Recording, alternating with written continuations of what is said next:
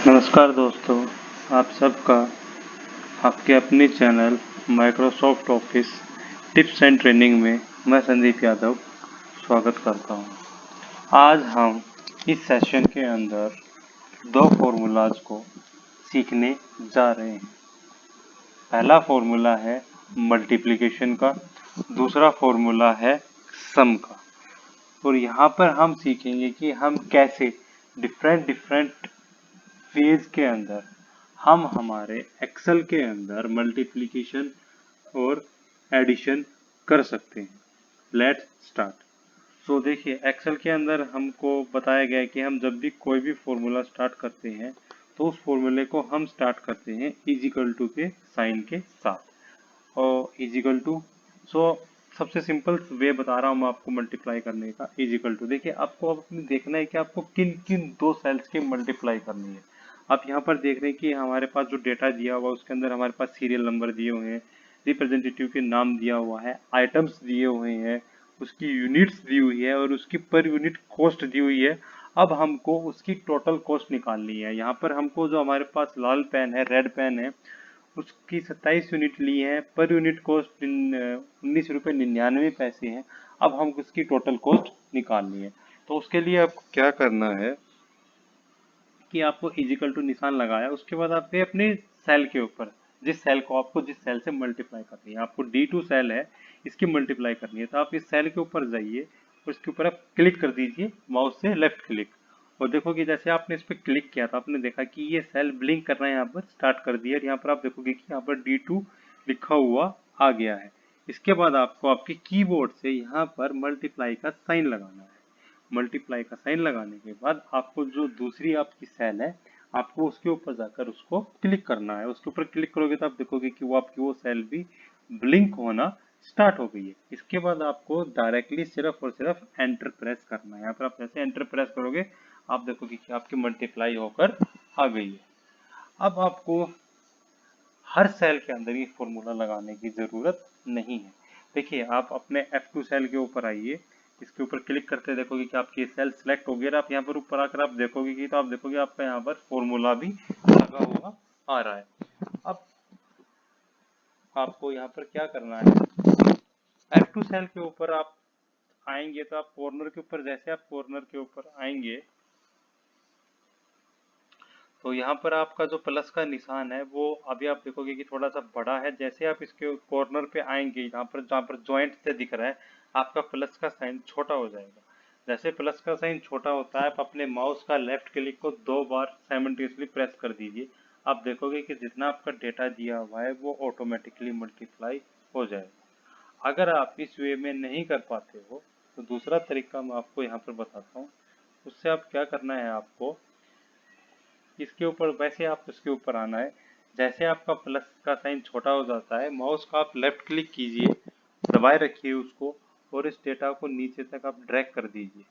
Mouse की help से नीचे तक आप ड्रैग करोगे, जैसे आप अपना लेफ्ट क्लिक छोड़ोगे, छोड़ते आप देखोगे कि आपका डेटा ऑटोमेटिकली फिल हो गया है। या अगर आप इसको ऐसे भी यूज नहीं करते हो तो तीसरा तरीका मैं और बताता हूँ आपको यहाँ पर।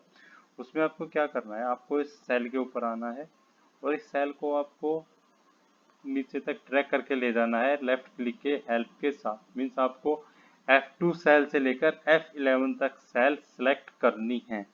उसके बाद आप अपने माउस से आपको एक दो बटन साइमल्टेनियसली प्रेस करने हैं।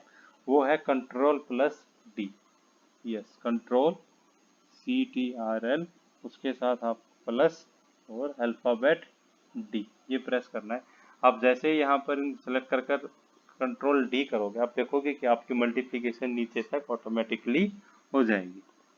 ये था हमारा मल्टीप्लिकेशन का पहला तरीका। दूसरा तरीका मैं बताता हूँ, जिसके अंदर अगर आप चाहें तो आप अपने माउस का यूज नहीं करेंगे। आपको यहाँ पर क्या करना है, आपको यहाँ पर लिखना है इजिकल टू।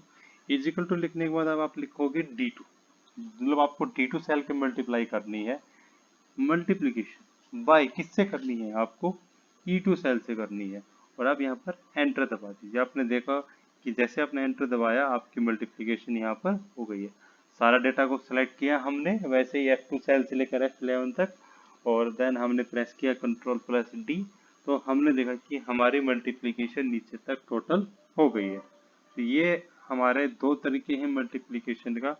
तीसरा तरीका है, आपको यहाँ पर दबाना है इजिकल टू और लिखना है प्रोडक्ट।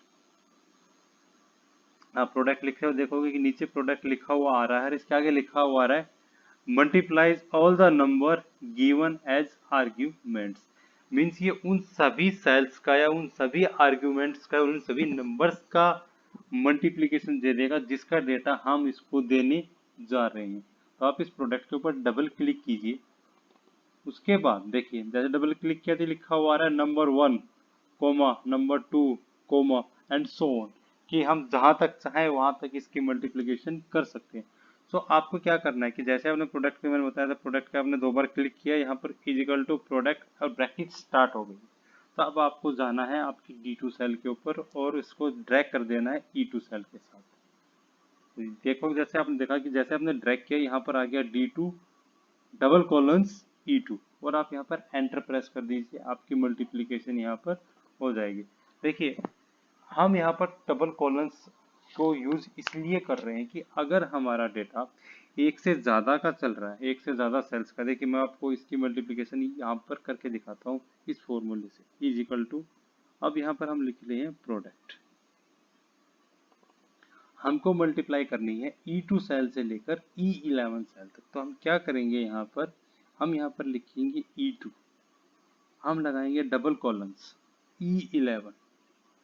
तो आप देखोगे जैसे हमने ये लिखा, इसने इस सेल्स को सारे को, जितनी सेल्स की अपने मल्टीप्लिकेशन करनी थी उसका इसने यहाँ पर हमको सेलेक्ट करके दिखा दिया। अगर आप यहाँ पर ऐसे नहीं लिखना चाह रहे हो तो आप E2 सेल के ऊपर जाकर और उसको E11 सेल तक ऐसे भी सेलेक्ट कर सकते हो और उसके बाद आपको एंटर प्रेस करना है। जैसे आप एंटर प्रेस करोगे कि इन सभी की मल्टीप्लिकेशन आपको यहाँ पर दिखा देगा।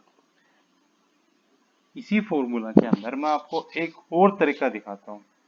मान लीजिए हमको किसी ने बोला कि आपको मल्टीप्लाई करनी है E2 सेल से लेकर E5 तक और उसके बाद आपको E6 और E7 और E8 छोड़ना है और आपको मल्टीप्लाई करनी है E9 से लेकर और E11 तक।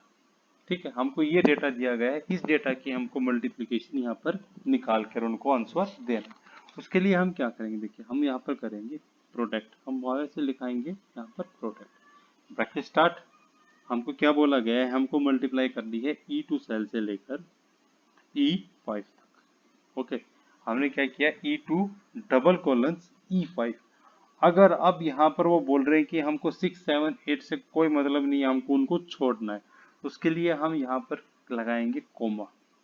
अब हमारी नेक्स्ट सेल क्या दे रखी है, यहाँ पर उन्होंने दी है नेक्स्ट सेल क्या दी है E9। तो यहाँ पर आप प्रेस करो E9। जैसे आपने E9 प्रेस किया क्या आप देखोगे कि E9 सेल है, सेल यहाँ पर हमारी सिलेक्ट हो गई है।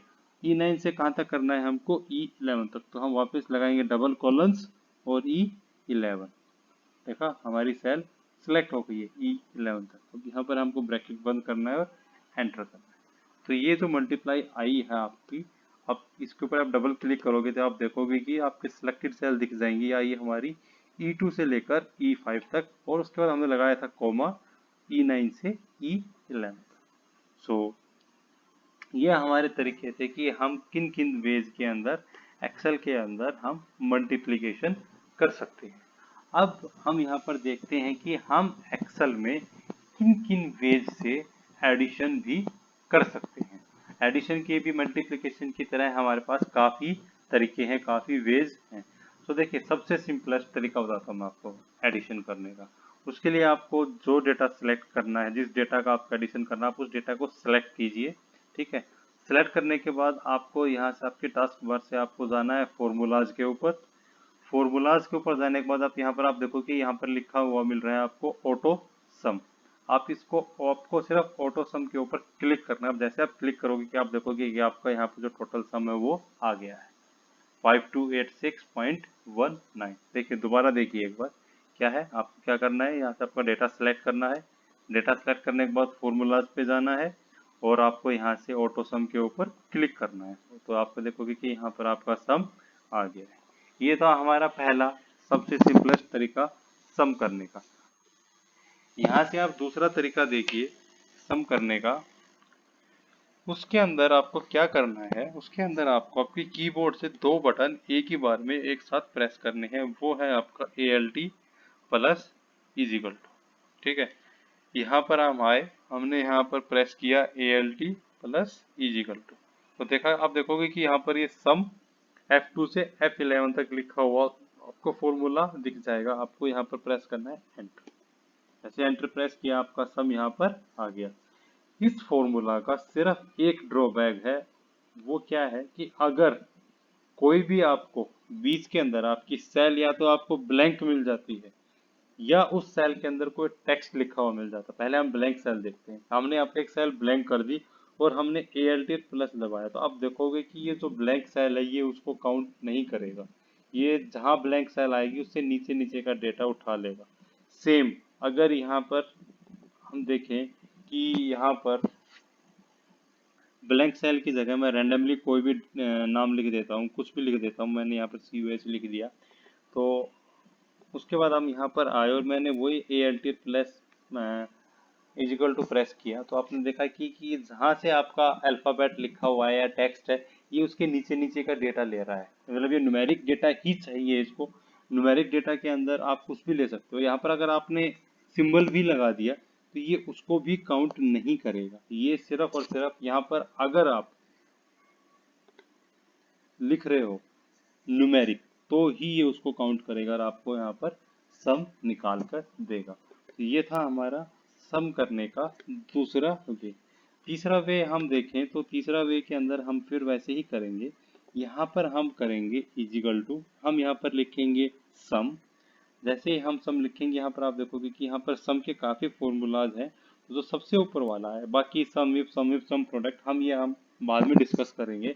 तो यहाँ पर हमने सम के ऊपर क्लिक किया। सम पे क्लिक करने के बाद ये वैसे ही मांग रहा है जैसे हमने प्रोडक्ट के अंदर देखा था ना, number 1 comma number 2 comma and so on. So हम यहाँ पर यहाँ जाएंगे और इस डेटा को यहाँ से ड्रैग करेंगे। मतलब जहां तक आपको सम करना है, हमको सम करना था F2 से लेकर F11 तक। हमने इसको ड्रैग किया और हमने यहाँ पर इसको एंटर कर दिया। एंटर करते आप देखो कि आपका यहाँ पर सम आ गया है। सेम सिमिलरली जैसे हमने देखा था मल्टीप्लिकेशन के अंदर, सिमिलरली हमको यहाँ पर फिर कोई बोल दे कि सर आपको तो सम करके देना है F2 सेल से लेकर F4 सेल तक, उसके बाद आपको सम करना है F6 सेल का, साथ में आपको सम करना है F8 सेल से लेकर F10 सेल तक। मतलब हमको तीन सिचुएशंस देखी कि हमको इन तीन सिचुएशंस का यहाँ पर सम करना है। तो इसको करने के लिए हमको क्या करना है, हमको यहाँ पर लिखना है सम।